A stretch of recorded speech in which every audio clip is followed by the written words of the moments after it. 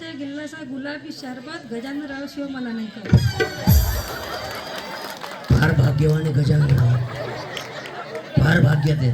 ऐका इथं बसलेले. ओके, सरांसाठी एकदा टाळ्या द्या. काय करतात भाऊ आमचे? शेतकरी सर. शेती करतात. क्या बात, एकदम जोरदार टाळ्या झाल्या पाहिजे. गर्वानं सांगितलंय की माझे मिस्टर शेती करतायत आणि जगातला सगळ्यात श्रीमंत, मनाने श्रीमंत असलेला व्यक्ती तो म्हणजे माझा शेतकरी राजा आहे. पण शेतकऱ्याची एवढीच व्यथा आहे की शेतकऱ्याच्या शेतीमालाला भाव नाहीये. पण या कार्यक्रमाच्या निमित्तानं सरकारला जाग आली पाहिजे. सरकारने फक्त एवढंच काम करावं की पहिले माझ्या शेतकऱ्याच्या मालाला, शेतीमालाला भाव द्यावा. शेतकरी जर समृद्ध झाला तर महाराष्ट्र समृद्ध होईल आणि महाराष्ट्र समृद्ध झाला तर माझा भारत देश समृद्ध होईल. तेव्हा पहिलं प्राधान्य शेतकऱ्याला द्या, ही कार्यक्रमाच्या निमित्तानं विनंती असेल.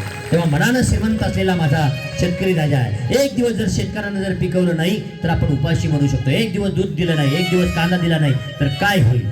तेव्हा शेतकरी हा सगळ्यात महत्त्वाचा माणूस आहे. पण सरकारला अजूनही जाग येत नाहीयेत की अजूनही मालाला भाव मिळत नाहीयेत. परत एकदा विनवणी करेल की फक्त आमच्या शेतकऱ्याकडे लक्ष द्या. धन्यवाद. ताईंनी सांगितलं गर्वाने मिस्टर शेती करतायत आणि छानपैकी उखाणे गेले, त्यावेळेला धन्यवाद. तुमचं नाव? माझं